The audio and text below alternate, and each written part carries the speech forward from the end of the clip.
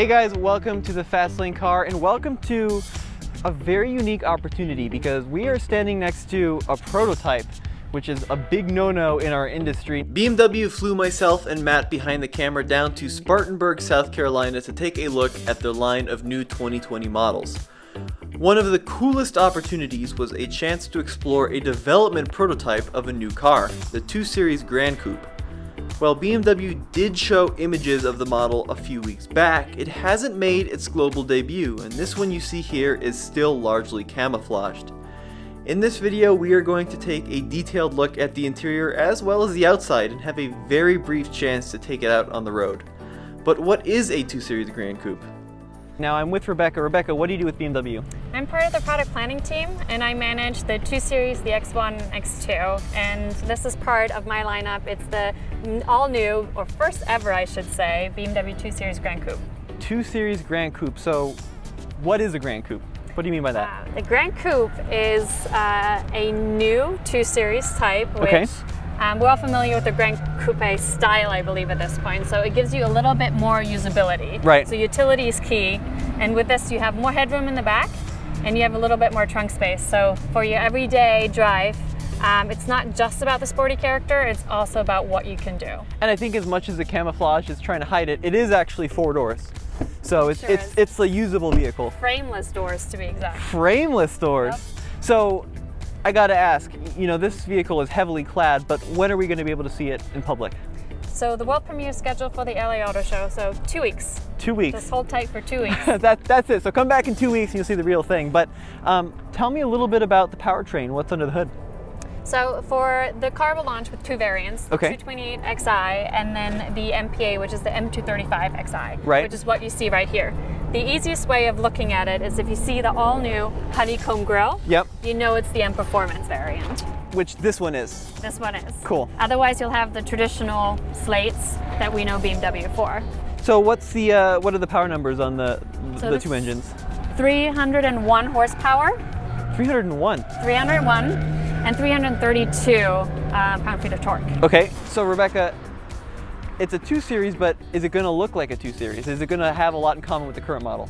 It does, but it is an all-new design. Okay. So we have updated LED headlights, and LED headlights are standard. Gotcha. And when you move, swoop through the car, it's a very dynamic, more updated design, the way it slopes, and obviously has more room in the back. Right. And key to the MPA variant would be a lot of cerium gray details. Oh, okay. And then high gloss black would come with the 228xi because Sportline is standard. Gotcha. But what is really exciting, and you'd asked me about performance earlier, is that the 301 horsepower, which is 0 to 60 in 4.7 seconds, will add a little bit more and get you to 4.6 seconds if you add the Shadowline package. So there's a little bit of overboost and a little bit updated design. On the Shadowline? With the Shadowline, so you'll get the Shadowline trim, yeah. And with that is the M Performance package, which helps you with design features that are a little lighter, and then the overboost gets you to 4.6 seconds. So in terms of the drivetrain, are they all-wheel drive? Is that standard? We launch with all-wheel drive, that is correct. Gotcha. Way cool. Okay, let's take a quick peek at the interior. The interior is pretty standard BMW fare. I did notice a fair amount of hard plastics across the dashboard, but the seats felt especially supportive and I was impressed with the overall ease of use. So the first thing I noticed when I saw this interior is the really cool blue accenting across the seats, because this is a really cool kind of touch. Yeah. So sport seats are standard for the US. Yep. But on the M235xi, you can upgrade to M Sport seats. Yep. And what we also have standard, which I'm very excited about, is the Illuminated Trim. And you can see it right here. Gotcha. There's 3 different variants. You can swap them out as you see fit. And this is key to how we spec the car for the US, where there is a very easy way of getting to a very specific design that you as a customer would feel the need for. Sure. So simple upgrade for navigation. So we start with iDrive 6 and an 8.8 inch, but you can update to iDrive 7 with just one option, and it's standalone. Really? And that also adds, if you want to, head-up display. And then obviously you can add this, you can change the seat.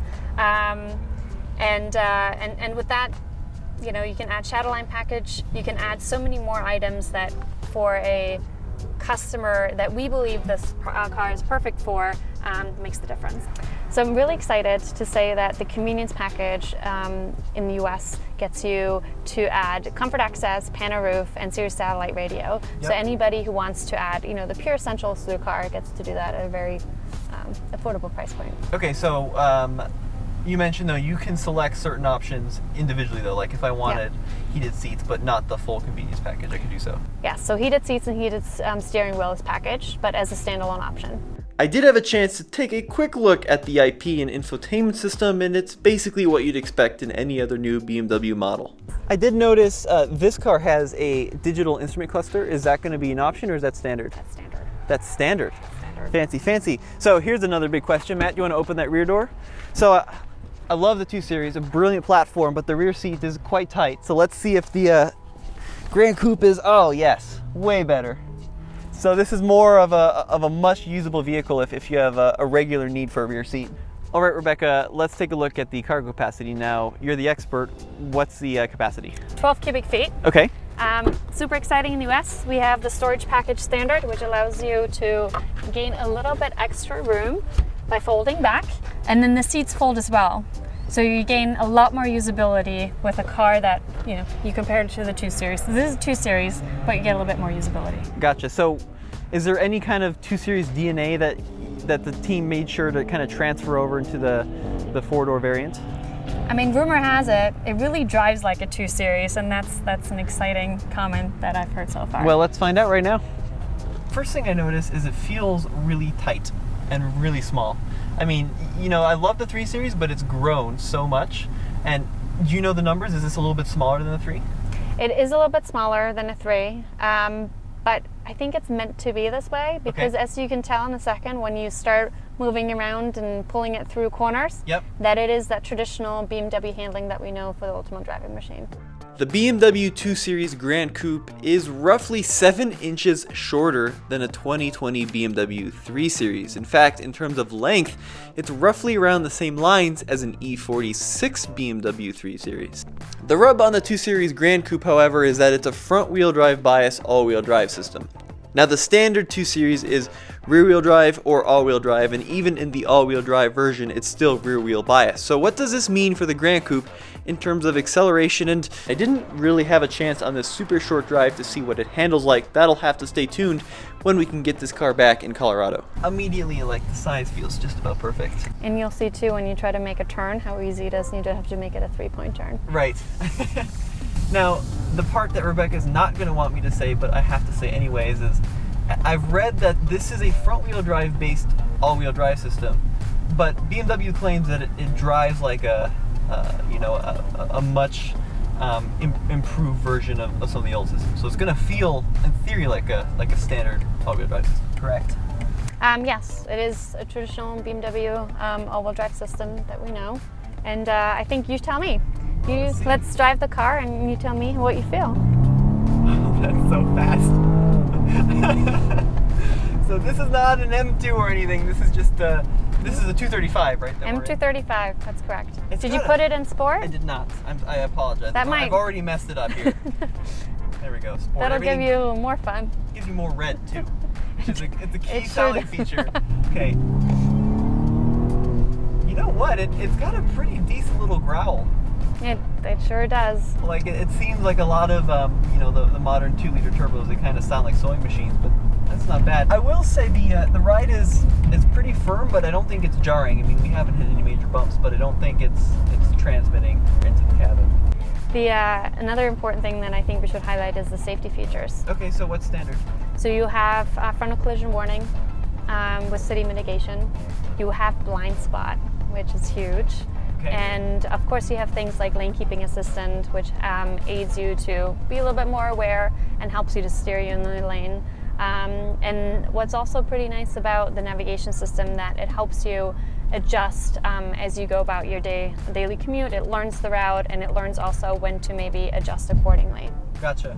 My takeaway after driving the 2 Series Gran Coupe is that it feels a lot, and I do mean a lot, like the Mini Clubman S all 4, especially the JCW model with 300 horsepower. The steering is very quick and precise, and the ride is definitely more on the firm side, with the transmission shifts varying depending on whether you're in normal or sport mode. Now, like I mentioned, I didn't have a full chance to get this into the Canyon, but just straight off the bat, it feels a lot like a front-wheel drive-based all-wheel drive system, which isn't a bad thing, because if you've ever driven the new Mini Clubman All-4, it's a fast-reacting system. It gives you the traction when you need it, and in this case, it allows us to put down the 301 horsepower with ease. Okay, Rebecca, so when will we be able to see this car in full? So the worldwide market launch is March of next year. Okay. So I'd say probably in spring you'll see the first cars arriving here. Gotcha. The vehicle is produced in Leipzig in Germany, so it always takes a couple weeks. But you'll be seeing it soon. But before that, world premiere in LA. So come find us there and we'll talk some more. And pricing, fuel economy, any of that been announced yet? Not yet. Awesome. But Well, you guys will have to stay tuned for more info about the 2 Series Gran Coupe. And as always, this is Tommy, and with me, Rebecca. Thank you so much for doing this. I really Happy appreciate to help. it. And head over to TFLcar.com for the latest and greatest in BMW reviews.